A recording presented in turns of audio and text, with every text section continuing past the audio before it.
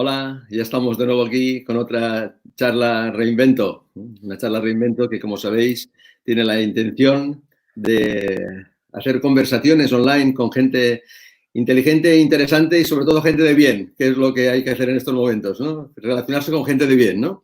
Y todo esto sabéis que lo hacemos con la voluntad de ayudar a mantener la moral lo más alta posible, la moral empresarial lo más alta posible. Hoy tenemos de invitado a un gran amigo, ¿no?, que muchos de vosotros ya conoceréis y, por lo tanto, quizá huelgan presentaciones, ¿eh? Es mi jamás bien ponderado amigo Miguel Quintanilla, CEO de Grupo IDEX. Voy a darle entrada a mi amigo y ahí estamos ya los dos. ¿Qué tal? ¿Cómo estás, Pepe? Miguel, encantado de saludarte. ¿Qué tal? Siempre es un placer compartir espacio contigo en estos momentos y más en este espacio. Bueno, yo voy a huelga a hacer una presentación tanto tuya como de la empresa que representas, ¿no? Pero bueno, está bien que hagamos una pequeña referencia diciendo que Grupo IDEX es una consultoría de comunicación estratégica global, ¿no?, y que actúa en todos los ámbitos del marketing y la comunicación, ¿no? Y bueno, en esa línea es una alegría tenerte aquí, ¿no?, porque sabéis todos que la actividad de Grupo IDEX es muy importante, es históricamente muy importante, ¿no? De hecho, a mí lo que más me gustaría sería que contaras un poquito, no tampoco mucho, pero lo suficiente para que todos estuviéramos al corriente de cómo nació esto de Grupo IDEX en su momento, en sus orígenes.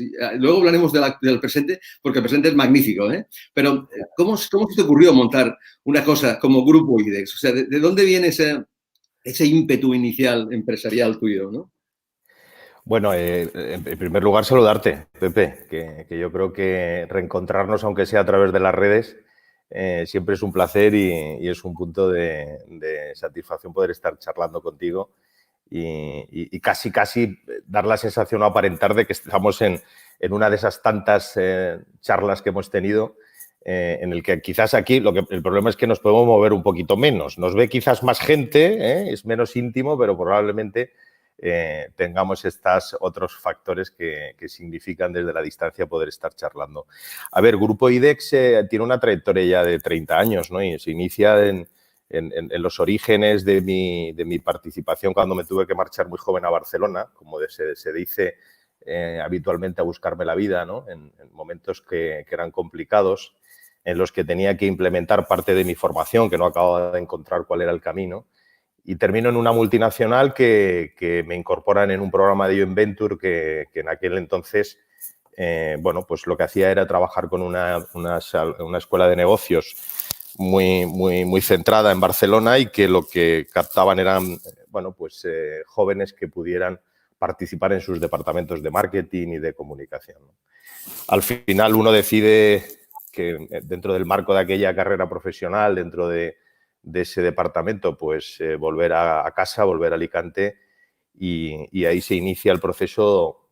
Lo más importante es que siempre se tuvo en cuenta originalmente que era un concepto de consultoría, ¿eh? Después me encuentro con grandes amigos que desarrollan ese criterio, ¿no?, a través de las asociaciones o de la asociación que conocemos, ¿no? Pero siempre se pretendió que fuera aquello. Es verdad que en los primeros tiempos diferenciar qué era la publicidad, algo que tú conoces perfectamente y que ha sido uno de los referentes, ¿no?, a nivel nacional y a nivel de la comunidad y de nuestra provincia, pues era muy difícil para mí, ¿no? Cuando yo trataba de expresar, ¿no?, las diferencias que podría significar tener una consultoría de comunicación, cuando hablábamos de crisis o cuando hablábamos de comunicación interna, ¿no? Y la gente decía, bueno, ¿esto qué ves?, ¿no? Yo creo que la evolución, resumiéndolo mucho, de todo esto que cuento y lo que es ahora, es quizás esa implementación de tener un concepto de comunicación creativa, ¿no?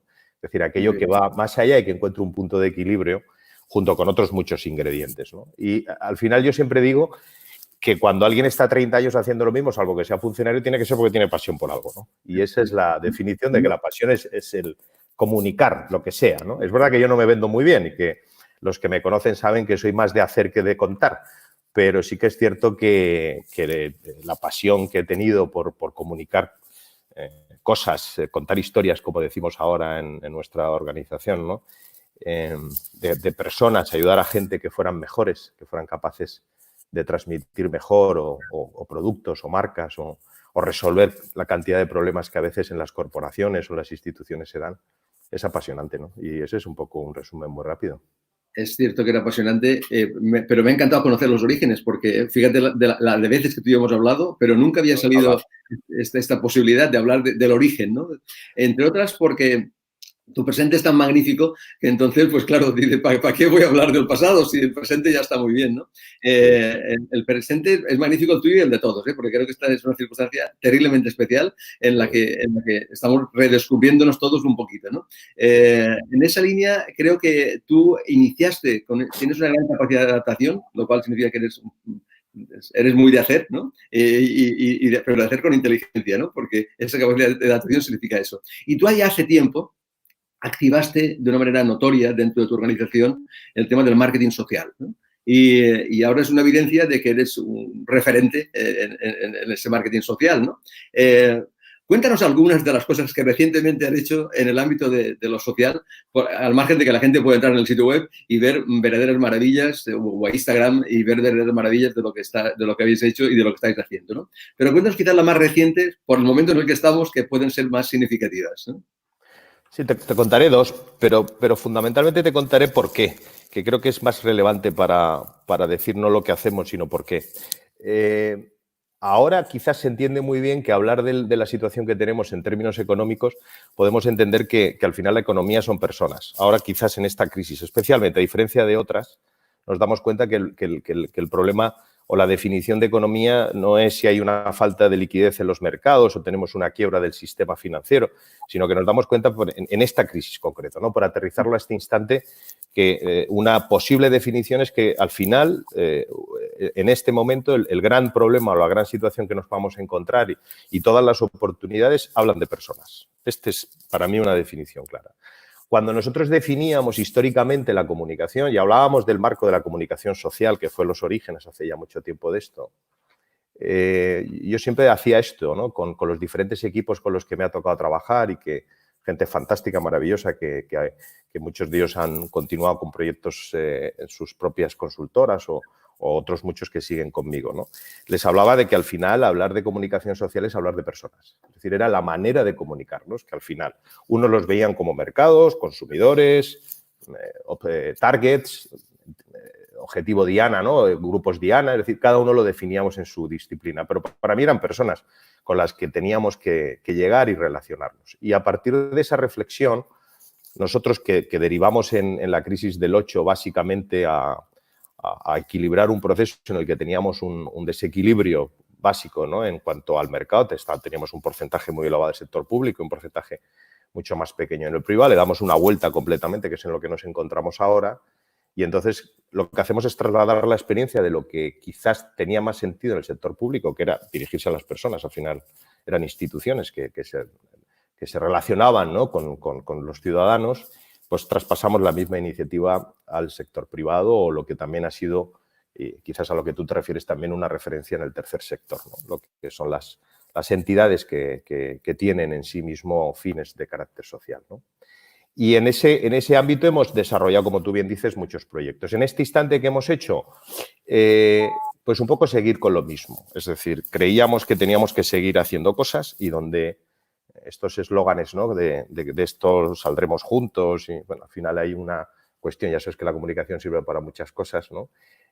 Nosotros creíamos que la reflexión que hicimos es que salir juntos significa que cada uno hagamos lo que más y mejor sabemos hacer. Nosotros lo que sabemos hacer es contar historias y lo que hemos hecho ha sido esto, ¿no? En la primera fase del confinamiento quisimos rescatar una idea que era inverso, que era un proyecto para reconocer no solo a profesionales que en algunos casos han sido así, que se han sumado al proyecto de esta capacidad de red, ¿no? A través de la poesía, ¿no? Sino que la gente que está en su casa y que estamos descubriendo que somos capaces de hacer un montón de cosas que antes no sabíamos, pues pudieran hacer esto y nos mandaran sus relatos, ¿no? Y eso es inverso, ¿no? Que lo que trata es de poetas o gente que quiere escribir esos relatos que nos interesan y que lo que estamos haciendo es potenciarlos. Después tenemos un proyecto, como te imaginas, posterior a ello, que es poner en valor toda esa realidad y que se quede, ¿no? Que se quede para que las nuevas generaciones sepan qué pasó aquí más allá de la crisis, de los problemas que han habido y de y de lo que probablemente signifiquen, esperemos que no, hipotecas para próximas generaciones, que también se queden otras cosas, ¿no? Y en los mismos términos hemos creado el documental que se llama, estamos en ello, ¿no? El documental que se llama 8, ¿vale? Teniendo en cuenta un poco este símil de las 8 de la tarde, las 20 horas, donde todo el mundo sale a reconocer que está la labor que se está haciendo en el sector sanitario, nosotros queríamos profundizar un poco más. Y además adaptarnos a los modelos, que al final es lo que requiere la comunicación, y es utilizar el sector sanitario de todos los perfiles a nivel nacional sus propios testimonios, cosas que han grabado de manera improvisada, otras veces por necesidad o por desesperación, y lo que vamos es a armar un documental con el mismo objetivo, que quede la constancia de lo que ha significado esta pandemia y esta crisis y fundamentalmente del sector que más quizás tenemos que reconocerlo. Por tanto, yo no tengo balcón, no tengo posibilidades de salir todos los días a las 8, pero queremos tener un gran balcón enorme, ¿no? En este caso, en un formato documental que se quede igualmente. Por tanto, el objetivo no era hacer sin más. Y de dónde veníamos te lo he contado y el porqué y hacia dónde vamos pues queremos que tenga. Y hemos elegido esas dos versiones creyendo que eran insight que tenía la gente y que mucha gente me decía, oye, pues estoy escribiendo y tal, ¿no? Y resulta que me entretengo, ¿no? Pues bueno, pues vamos a ponerlo eso en valor, ¿no? Y esto es un poco las dos cosas. Son dos insights magníficos porque uno es intelectual, pero toca el corazón, como es la poesía, ¿no? que aunque parece que sale de la mente y de la mano, sale en realidad del alma, ¿no? Y luego la posición esa de valorar la solidaridad que está expresando la gente en este momento tan complicado. Son dos objetivos muy bonitos que creo que son, como el primero ha sido muy bien acogido por la gente, el segundo aún lo será más, ¿no? Me gustaría hablar contigo ahora de otra vertiente tuya que no sé si todo el mundo conoce, pero que es muy interesante también, que es una vertiente de participación empresarial bastante significativa, ¿no? O sea, yo creo que tú entiendes necesario también no solo estar en tu trocito de empresa, sino de compartir espacios con otros empresarios y hacer que el mundo empresarial vaya adelante también, ¿no? ¿Cuáles son en este momento esas? Yo sé que están en muchos rollos, pero y no creo que aquí agotar a nadie con listados infinitos. Creo que tienes dos actividades principales, ¿no? Que estás en dos comités ejecutivos, ¿no? Cuéntanos cuáles son y qué haces tú ahí, qué aportas, para qué estás ahí, ¿no? Los porqués ya están claros, el para qué, ¿no?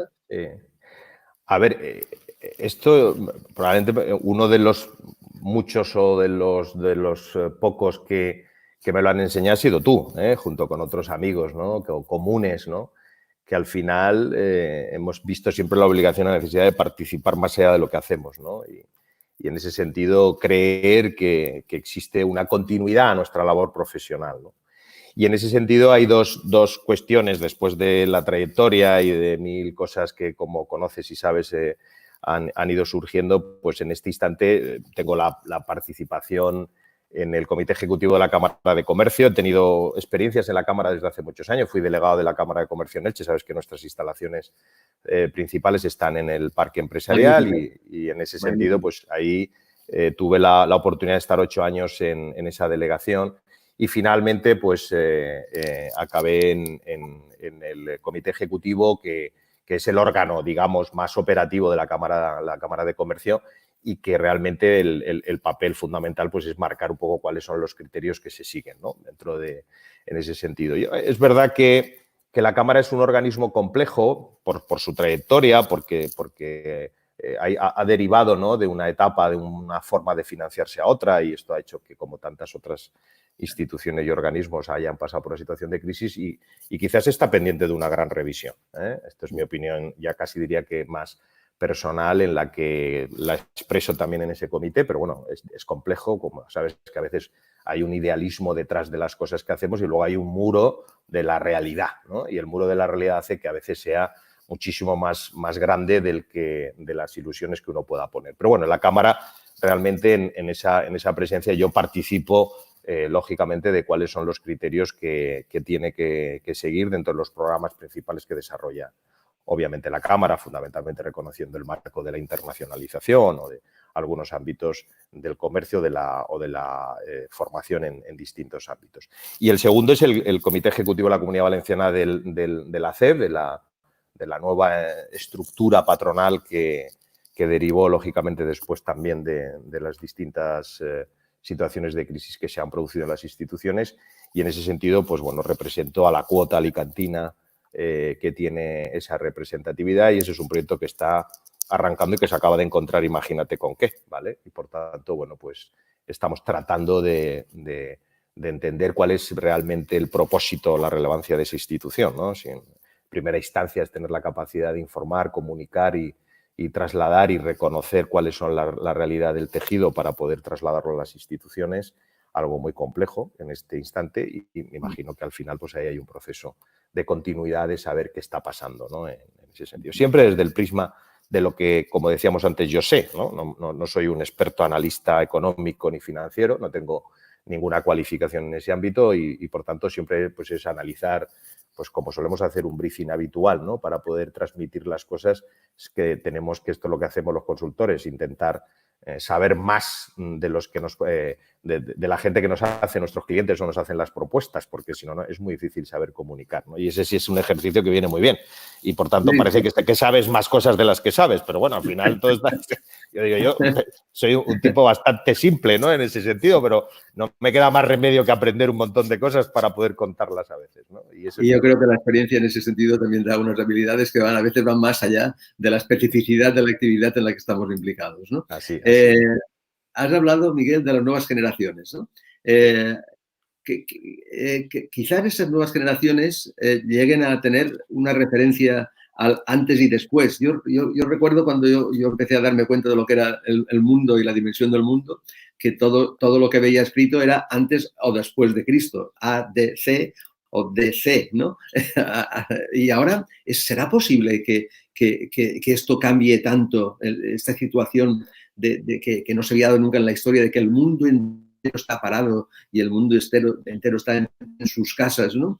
Todo está parado. ¿Será posible que haya un antes y un después del coronavirus? ¿Cómo ves tú ese futuro que tendrán las nuevas generaciones después del coronavirus?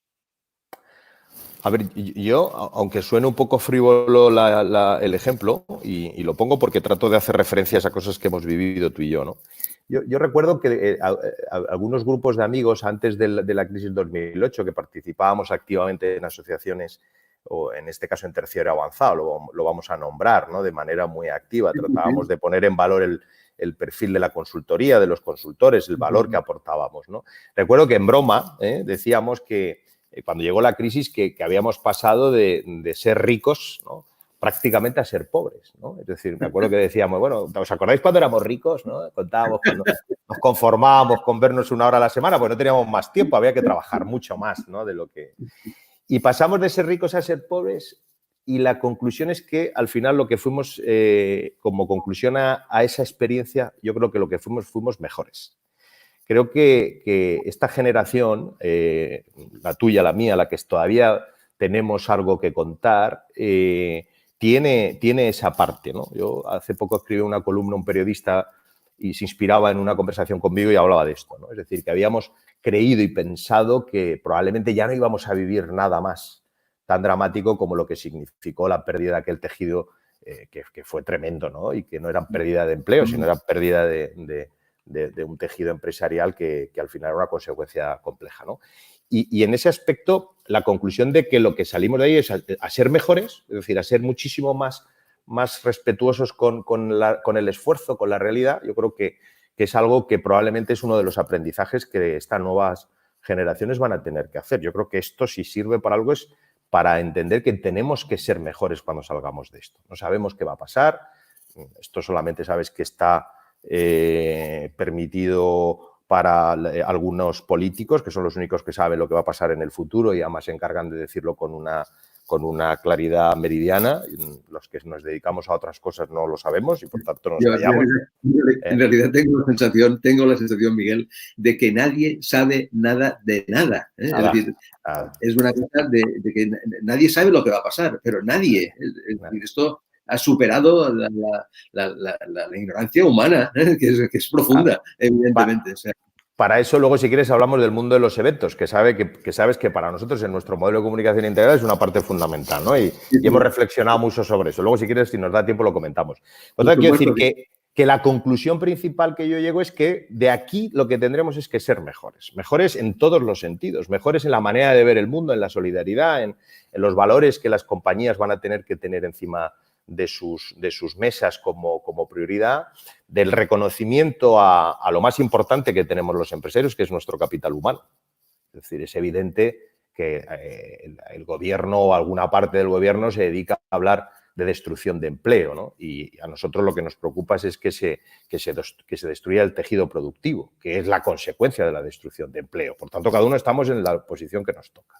A mí me preocupa eso, que haya un proceso de destrucción en ese sentido. ¿Por qué? Porque lo más importante, ahora estamos todos buscando la capacidad de que la caja esté llena, ¿no? Es decir, que tengamos la caja preparada, adecuada, para enfrentarnos a lo que no sabemos. Pero hay otra caja, y permíteme el símil, más importante para todos, y es no destruir capital humano.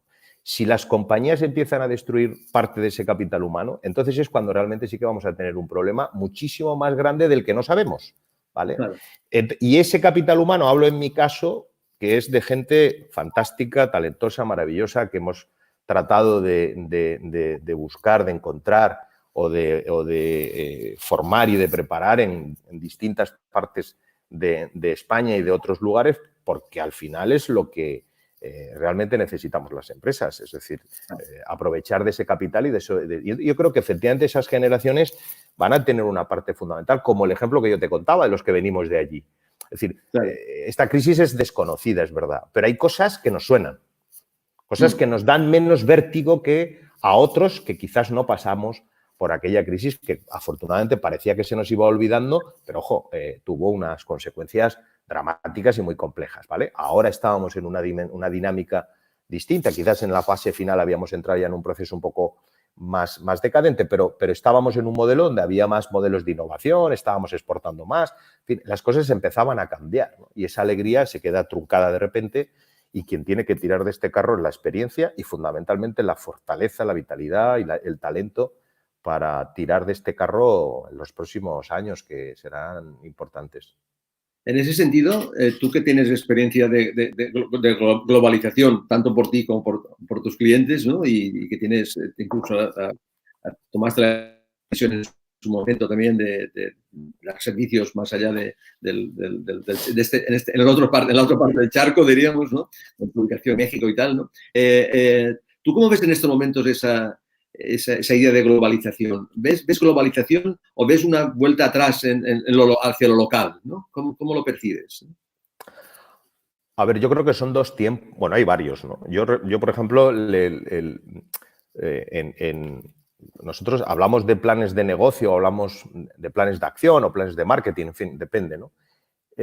Nosotros ya hemos ejecutado 2 internos, en este mes, 5 semanas, ¿no? Que llevamos. Hemos ejecutado 2 fases completamente distintas. Estamos en un momento de hacer una interpretación rápida, ¿no? De tratar de leer qué está pasando lo antes posible y tener todas las alertas necesariamente incorporadas. Por tanto, si hablamos en comunicación, parece que el mensaje es este que tú dices. Oiga, vamos a centrarnos en lo nuestro. Espero que ese no sea un mensaje de que lo nuestro es que no nos importa lo de los demás, ¿vale? Que esa es la otra parte que quizás hay que aclarar. Lo nuestro significa hacer lo que sabemos y lo mejor, como decíamos al principio, pero viendo un poco qué hay en nuestro alrededor y qué pasa en el entorno. Entonces, en términos de flujo de consumo, una provincia como la nuestra, que tiene una dependencia del turismo casi del 70 y pico, 80%, hablo de memoria, es tremenda y que tiene unas consecuencias en el entorno de la economía, pues la situación es complicada y por tanto quizás hay un mensaje rápido, ¿no? De decir, oye, vamos rápidamente a cerrar filas y ver qué pasa en el consumo interno, porque tenemos miedo, pues, qué pasa con las fronteras. Tendremos que ver cómo construimos los mensajes de garantía, seguridad de todos los resortes económicos que están a disposición. Y en ese aspecto probablemente parece que va a volver, ¿no? a procesos de reindustrialización, inclusive en algunos entornos nuestros. Claro, esto es como los hospitales Pasa que yo tengo una manera de verlo, es decir, esto como los hospitales de campaña, no creo que vamos a estar con los hospitales de campaña toda la vida, mal nos iría, ¿vale? Por tanto, ¿vamos a poder estar fabricando mascarillas, guantes, batas toda la vida? Pues tampoco lo sé. Por tanto, yo creo que todo al final tendrá que volver necesariamente a unas posiciones, más allá de que efectivamente la macroeconomía de la que yo te imaginas no tengo ni idea, tendrá que tener en cuenta aspectos de lo que significarán las fortalezas económicas mundiales, que quizás sí que hay desequilibrios y que Europa tiene que tomar alguna decisión en ese sentido. Algunas ya ha tomado, ¿no? De cómo va a tener que tener algún proceso de garantía, ¿no? En ese sentido, proteccionista en cualquier caso, ¿no? Pero bueno, esto es lógico en este instante, pero no sé si es verdad que se vaya a perder algún aspecto de lo que ha significado. Yo creo que España estaba en una posición adecuada, es mi opinión, ¿eh? Creo que España estaba, se había quitado mucha grasa en cierta medida después de la crisis y habíamos sido muchísimo más operativos. Ahora, efectivamente, está todo en cuestión y, por tanto, no seré yo el que diga qué va a ocurrir, ¿no? Pero yo creo que, efectivamente, este modelo de globalización pues al final tendrá que reconducirse de nuevo siempre y cuando maticemos, para que no parezca que no sabemos dónde estamos, se resuelva el problema sanitario. Esto es indiscutible, claro. O sea, mientras que eso no se resuelva, cualquier cosa que tú y yo nos contemos aquí, pues probablemente sirva para bastante poco, ¿no? Pero si se resuelve el problema... Después sería en la vida salud, dinero y amor, ¿no? Pero si no está lo primero, ni lo segundo, igual lo tercero tampoco llega. Exacto, exacto. Eso lo resumiría toda la charla, la resumiría, esa frase, ¿no? Bueno, sí. Cuéntanos los eventos. ¿Qué va a pasar con los eventos? Porque vosotros erais unos magos teniendo los eventos. Vuestra línea de eventos era magnífica y está haciendo cosas verdaderamente espectaculares en todos los sentidos, ¿no? ¿Qué va a pasar? Claro. El futuro de los eventos, ¿cómo lo vamos a encontrar las personas? Claro, ahí hay que leer otra vez a la gente, a las personas. Es decir, acuérdate que cuando la primera semana que decíamos, o que se oía, ¿no? Es que la gente decía, ya verás cuando salgamos los bares, cuando te coja y te abrace y te pueda besar. Es decir, estábamos un poco en ese proceso. Date cuenta que estamos hablando de 5 semanas. Estamos hablando de que la transformación, es decir, del estado emocional de la gente, es decir, es una velocidad tremenda, ¿no? Esto, no sé dónde, creo que lo contaba yo en un vídeo de la cámara, ¿no? Decía que quizás sin darnos cuenta estamos preparándonos para ser distintos o para hacer cosas distintas, ¿no? Y en ese sentido, los eventos tienen un elemento fundamental, que es la proximidad, es las relaciones, lo que algunos le llamaban en el networking, ¿no? Esta chorrada que nos contábamos, que en el fondo no era más que tomarnos algo y charlar, o hacernos la foto de turno. Es decir, había una parte relacional tremenda, ¿no? Nosotros le llamábamos marketing experiencial, le seguimos llamando de momento.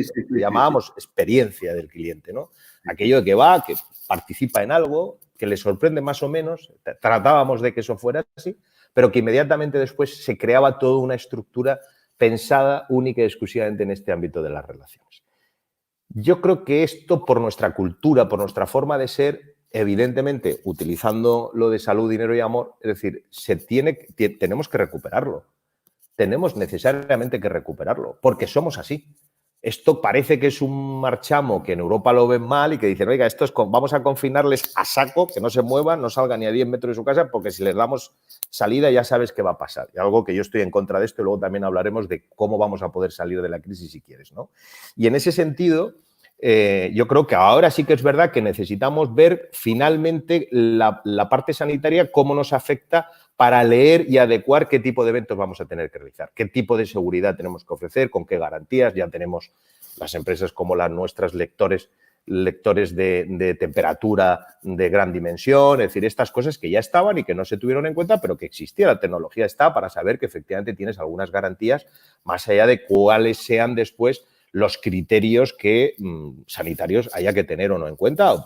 Se prohíba y si no se puede, pues no se puede, ¿no? Habrán elementos mixtos. Creo que será muy interesante que podamos reunirnos 100 personas y hayan 2.000 o 3.000, como el otro día que entraba en una conferencia de Felipe González, que éramos 4.000 en una multiconferencia. Es decir, habrán elementos mixtos. Yo no sé si después de 5 meses, y fíjate dónde estamos nosotros, ¿no? En la red, vamos a tener... esto nos ha ayudado a saber que se pueden hacer las cosas de otra manera, pero no sé si está con nuestros códigos de conducta. A lo mejor estoy equivocado, ¿eh? A lo mejor estoy equivocado. Creo que paulatinamente, sin darnos cuenta, vamos a tener que ir llegando a lo que yo creo que... Nuevas conductas. Nuevas conductas de relaciones, de comportamiento y fundamentalmente las compañías estaremos obligados a adaptarnos a todo esto. Tendremos que adaptar esos espacios, la dimensión de los espacios y la fórmula con la que nos podamos plantear, ¿no? Y esto es algo que será necesario.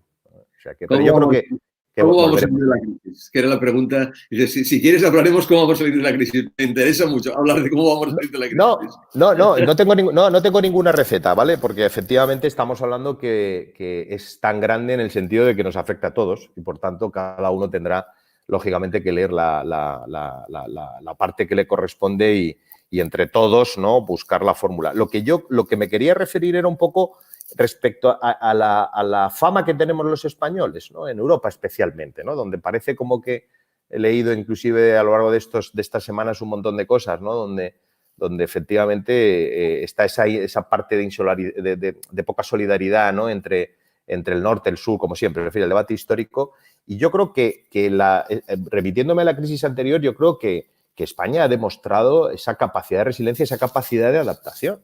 Es decir, quizás lo contamos de otra forma, nos comportamos de otra manera, pero somos, yo creo, una sociedad con una capacidad y un esfuerzo, y cuando llegan los momentos de disciplina como el que estamos viviendo en estas semanas, pues al final, desgraciadamente, en la prensa lo que se ve son los 4 de siempre, ¿no? Pero oiga, estamos hablando de millones de personas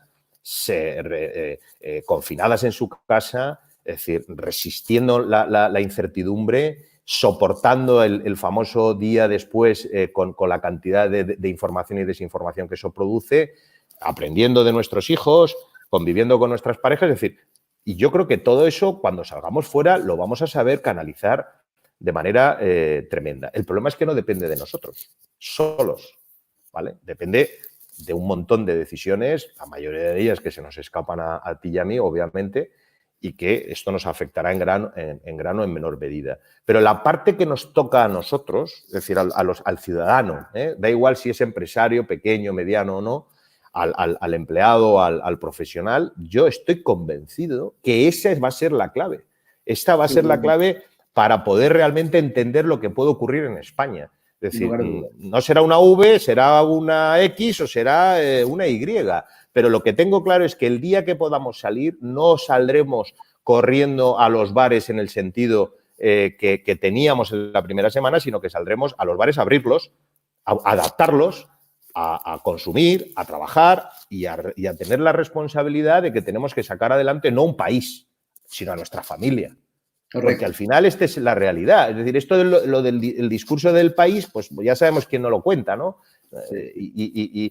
Y está todo perfectamente ligado, ¿no? Es decir, de esta vamos a salir juntos, pero juntos con tu mensaje, sin tu mensaje, con tus medidas, sin tus medidas. No, juntos ya sé que vamos a salir. Y eso es a lo que me refiero, al otro juntos, a la otra versión de juntos, ¿no? A la otra versión de juntos. Sí, y además es muy interesante esto que aportas, porque nos sitúa en que la solución del gran problema siempre sale del pequeño problema, ¿no? Y no puedes abordar el gran problema si no solucionas las pequeñas cosas, ¿no? O sea, entonces esto macro se solucionará en lo micro. Luego, cada uno de nosotros que estamos en lo micro, tú en ese sentido lo estás haciendo muy bien, hay que aportar la solución desde el micro. El macro, que se cargue del macro, si puede encargarse del macro, porque por lo visto están en una situación que también lo tienen complicado encargarse del macro. Pero bueno, en cualquier caso, me gustaría cerrar aterrizando en ese sentido a un poco, sin llegar a tan macro, a un intermedio micro. Yo estoy en Denia, tú estás en Elche. De Elche vas continuamente a Valencia porque tu sede de la CEF está en Valencia. Cuando ibas, ahora te comunicas online, pero tienes una buena vinculación, diríamos, Elche, Alicante, Valencia, ¿no? Cuéntanos cómo lo arreglamos esto también, porque eres de los pocos que tiene esa buena relación Elche, Alicante, Valencia. No. ¿Lo arreglamos o no lo arreglamos? Ahora que estamos en un momento de solidaridad y de entender que esto tiene que ir para adelante. Pues permíteme que te diga lo del origen. No lo sé, no lo sé. Lo que creo, otra cosa, o lo que me gustaría, que a veces está bien también expresar. Muy bien. Yo creo que efectivamente dentro del marco de las incertidumbres, es decir, esto es casi como una especie de carrera, ¿no? Estamos todos debajo de una pancarta y hay un señor, ¿no?, con una pistola que está a punto o no de dar la señal, ¿no? Vale, es decir, veremos si dispara para arriba o se da un tiro en el pie, eso es otra cosa, pero sí, que también puede ser, que también, por eso te digo que depende de tantas cosas, pero yo creo que sí que es verdad que hay esa disposición, estamos todos perfectamente esperando, ¿no? Es decir, en esa línea, ¿no?, para intentar salir y hacer efectivamente todo lo que somos capaces de hacer. ¿Cuáles son las claves? Hombre, la primera clave que tenemos es lo que decíamos antes, es decir, si no entendemos que para mí los grandes garantistas del empleo y los que más proximidad tienen son los datos lo dicen, ¿no?, lo que representa la pequeña y mediana empresa, la micropyme en definitiva, muchos autónomos, ¿no?, de los que tienen pequeñas plantillas, 4 o 5 personas, es decir, o vemos que es en definitiva el tejido, el motor principal, es decir, donde aquí ahora hay un debate ideológico sobre si el Estado es el que tiene que mantener a no sé quién o si realmente ese sector productivo llamado empresario, a veces hasta demonizado, es quien tiene parte de la capacidad para desarrollar y salir hacia adelante. Estamos discutiendo la renta mínima de mayo en el Gobierno. Yo no soy especialmente partidario en el sentido de más allá de las ayudas necesarias en un marco de principio lógico de Estado y de solidaridad, quien lo necesite y quien lo requiera tiene que estar ahí, pero no se puede dar un discurso a los inversores y a Europa de que no pasa nada en España, que ya vamos a mantenerlo nosotros con una renta que nadie va a mantenerse, porque eso es la mayor precariedad social en la que nos podríamos encontrar. Esta es mi opinión. ¿Cuáles son los grandes hándicaps? Cuando hablaba yo de la caja antes, no hablaba de la caja solamente porque el empresario quiera tener dinero, sino simplemente porque no sabemos cuánto vamos a poder. Estamos haciendo previsiones. Solamente estamos haciendo previsiones. Cualquier empresa pequeña que le paralizan durante 5 semanas su actividad va a pérdidas, directamente a pérdidas. La pregunta es ¿qué hacemos al Estado? Es, oiga, usted lo que me está pidiendo en este eslogan que creó en su campaña con cantidad ingente de dinero para hablar de que íbamos a salir todos juntos, lo que me dice es que yo resuelva esta crisis con el endeudamiento de mi compañía, de mi patrimonio y probablemente si lo sumamos todo de las 2 generaciones futuras que van a venir. Este es uno de los grandes hándicaps. Es decir, si no llegan los recursos necesarios para que las empresas no se aprovechen, que es lo que algunos plantean, sino tengan la capacidad y la reacción y el tiempo y el respirador, ¿no? Es decir, el respirador empresarial que necesitamos, ¿no? En este déficit que hay en el sanitario, utilizando ese símil, las empresas necesitaremos un respirador. Unos saldremos antes y otros saldremos después. Míralo usted como quiera. Cree los sistemas que quiera. Si es capaz de dar hasta 3 millones de renta, que debe de significar en términos legislativos un esfuerzo tremendo, oiga, pues analice el sector, el tejido productivo y díganos qué es lo que podemos hacer. Y esto pues no se está probablemente resolviendo de la misma manera, no se está afinando y al final yo creo que sí que es verdad que uno de los grandes necesidades que tiene España es buscar un modelo global en términos de acuerdos, dar esa sensación por primera vez, la que tenemos, esta que contábamos ante los ciudadanos, esta que sabemos hacer nosotros. Pues la clase política lo tendrá que hacer para lanzar un mensaje de confianza a los mercados, a los inversores, a Europa. Oiga, los españoles ya hemos demostrado que cuando nos ponemos somos capaces de hacerlo. Ahora lo que tienen que hacer son ellos realmente las cosas adecuadamente. Si llega flujo económico en condiciones, ¿no?, como suele ocurrir habitualmente, como no suele ocurrir habitualmente, quiero decir, ¿no?, porque los bancos ya se encargan de preservar sus posiciones de riesgo. No, claro, esto es un poco la circunstancia, pero bueno, al final son empresas, no voy a criticar yo lo que hago con la mía, ¿no? Por tanto, cada uno estamos a lo nuestro. Lo que sí que es cierto que este es un tema que solo desde una perspectiva política o financiera no se arregla, sino que son las personas, y son el tejido productivo que tú hablabas antes, el que tiene que empezar a empujar adecuadamente, ¿no? Y bueno, si tuviéramos en el ámbito de la política, en el ámbito financiero y en el ámbito educativo también, que es muy importante el sistema educativo, ¿no? Tuviéramos esos valores que tú comentabas antes también al principio, ¿no? De esa solidaridad, ¿no? De ese reconocimiento, de esa apertura, diríamos, a las circunstancias, para ver el relato real, ¿no? El relato real, no el relato que se nos quiere pintar, ¿no? Pues siempre es muy interesante. Bueno, creo que debemos de terminar aquí, Miguel, porque tú y yo podríamos estar vamos, yo contigo lo que haga falta. Entonces, podría ser eterno, ¿no? Creo que lo que nos han aportado hoy es de gran valor, ¿no? Y será todo, quienes nos sigan van a estar muy contentos de escuchar tus percepciones y tus visiones de una realidad compleja en la que estamos, ¿no? Bueno, pues esa es la aportación que hemos hecho, y que queremos dar las gracias a la gente que nos sigue y a la gente que, bueno, pues va que siga creciendo, que es lo importante, en sabiduría y en bondad, que es al final lo que hay que conseguir, ¿no? Ya nos lo decía el maestro en mayúscula, ¿no? No los maestritos que estamos aquí haciendo que esto funcione como pueda funcionar, ¿no? Entonces, nos despedimos aquí a Miguel, y muchísimas gracias por aportar tu buen criterio a la sala Reinventa. Gracias a ti, un placer. Cuídate. Chao, chao. Hasta luego. Adiós.